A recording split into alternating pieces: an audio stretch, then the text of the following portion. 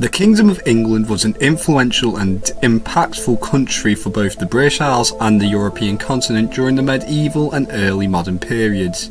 However, what caused the kingdom to be founded, what preceded it, and why was it important to history? That is what we will cover today. Before we start, it's important we make clear that countries at the time did not have flags. Before England was founded, there was the Heptarchy. The Heptarchy is named after the division of England into 7 petty Anglo-Saxon kingdoms. These kingdoms were East Anglia, Mercia, Northumbria, Kent, Essex, Sussex and Wessex. Before these 7 kingdoms, England and Wales was controlled by the Roman Empire. However, its collapse had begun by the late 4th century and had begun partially because of the Anglo-Saxon invasion. Additionally, this is where the legend of King Arthur comes from, fighting the Anglo-Saxons. These 7 kingdoms were what had come from the Anglo-Saxon invasions. We will now go through these 7 kingdoms and a brief history of them. East Anglia. It was organised in the 6th century. It was ruled by the Wolfingans dynasty in the 7th and 8th century. During the early 7th century, it was one of the most powerful Anglo-Saxon kingdoms. However, it's over the 600s became more under the influence of the Kingdom of Mercia. In 794 to 825, East Anglia ceased to exist, but it was reasserted in 796 for a short period of time. In 869, it was conquered by the Danes and entered into the Danelaw. It was finally reconquered by the Anglo-Saxon king Edward the Elder in 918 and incorporated into the Kingdom of England. Mercia. It was organised in the early 6th century, and for 300 years, between 600 and 900, it had a golden age in which it annexed territory and gained submissions of 5 of the other 6 kingdoms on the Isle. These 5 being East Anglia, Essex, Kent, Sussex and Wessex. This golden age is also known as the Mercian supremacy because Mercia was dominant in England at the time. However, by the end of the 9th century, this time had ended with the Viking invasion taking much Mercian territory with the formation of the Danelaw. It had lost all political independence by 879. In 918, it was conquered into England, but during the mid-10th century, temporarily regained independence, and same in 1061, but since then has remained part of England. Northumbria. It united in 651 from the former Anglo-Saxon kingdoms of Bernicia and Deria, ending the conflicts between the 2 kingdoms. In the 9th century, it was invaded and conquered by the Vikings into the Danelaw, and what remained of it in the north was conquered into the medieval kingdom of Scotland.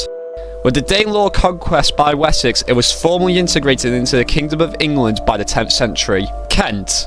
It is believed it unified in the 6th century, but this is unclear due to lack of historic records. It could also have been established in 455. Over time, it slowly lost more of its independence. This happened first in the 8th century where it became a sub-kingdom to Mercia, and happened again in the 9th century where it became a sub-kingdom to Wessex. Finally, in the 10th century, it was integrated into the Kingdom of England. Essex. It united in 527, but all is known of its history as not many documents was created in the kingdom. We know that for most of its history, it was subservient to another kingdom. These tended to be the kings of Kent, East Anglia and Mercia. In 709, it became a client state of Mercia for the rest of its existence until 825, when it was integrated into the Kingdom of Wessex and then later on into the Kingdom of England. Sussex. It was established in 477 by an Anglo-Saxon called Aelle and his 3 sons who conquered the Anglo-Saxon kingdoms south of the River Humber. However, it is disputed whether Aelle existed. During the 7th century, it dealt with invasions from the Kingdom of Wessex and eventually became a client state of them from 686 to 715, but once again, they gained their freedom as an independent kingdom. Then again, it became a client state of the Kingdom of Mercia from 771 to 796, and it then once again gained its freedom until 827. It was then annexed by the Kingdom of Wessex and fully incorporated in 860, and then later on became part of the Kingdom of England. Wessex. It was established roughly in 519 by 2 Anglo-Saxons called Cedric and Cunric, but this is often believed just to be a legend. It later, in the 7th century, roughly in the 680s, invaded and conquered territory from Sussex and Kent, along with taking control of the Isle of Wight. Temporarily, for 3 years, it lost its independence and was under Mercian control from 645 to 648. During the 8th century, as Mercia power grew, it remained independent as a kingdom. During the early 800s, it was able to conquer Sussex, Essex, Kent and Mercia and gain overlordship over Northumbria.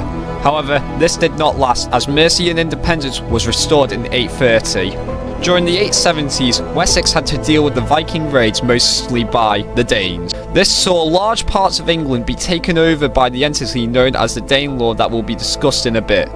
During 886, under King Alfred the Great became first to crown himself King of the Anglo-Saxons, effectively starting the Kingdom of England. His son, Edward, was able to conquer from the Danelaw, East Anglia and most of the Midlands. He also in 912 became the King of Mercia, and in 927 all of the Anglo-Saxons became one kingdom with the conquest of Northumbria. There were also 2 other important entities during this time that were not Anglo-Saxon kingdoms in England. One of them was the Danelaw. It originated with the Great Heathen Army and its invasion in 865. During the next decade, it conquered large parts of land in northern England and the Midlands. This happened till 878 with the treaties being signed by Alfred the Great and Guthrum, the Danish warlord. It was written after the Danish defeat at Edington in 878. It was officialised in 886 with the Treaty of Alfred and Guthrum and officialised the borders of Wessex and the Danelaw. The Danelaw saw Viking settlements formed and caused a split in culture and caused the emergence of Anglo-Norse dialects and settlements. It was eventually reconquered by Wessex and would not reappear, but did have social change in England and did in the future lead to one of the claims to the throne, Harold Hardrada, to try taking the throne in 1066. The other significant entity in England at this time was the Catholic Church. It was initially introduced in Roman Britain, however it never had full sound footing till the 7th century, in which there was still a divide between the Roman Church and the Celtic Church. This was because Ireland had converted to Catholicism before the English had. The regions influencing the Celtic sector were really only Northumbria and England. Meanwhile, the south were more willing to follow the Roman sector, and some regions remained largely pagan till later on, these being the Isle of Wight and Sussex. However, it fell under the Roman sector in 664 after a conference was held at Whitby Abbey. The impact of England unifying was quite large in how it impacted the rest of Europe. It set up the foundation of a kingdom that would last for the next 800 years that would be heavily involved in European affairs. Whether that be against the French, during the Crusades, or during the Protestant Reformation, England had a large geopolitical impact with its unification, but that will be discussed in future episodes. Hey everyone, I am so sorry this video took a long time to make. I've had a lot of exams and did not have a lot of time or energy to finish the script, which I do first, then make the video. Anyways, my next video in this series will be focusing on Wales, Scotland, Ireland and Cornwall during the period. Then after that I will make my final episode on the Heptarchy, mentioning special political entities in England during the time. If any of you have any questions about this episode or have recommendations about the other topics I should discuss, just comment below and I will respond. Thank you for watching the Historical Political channel. This is Ranger, signing off.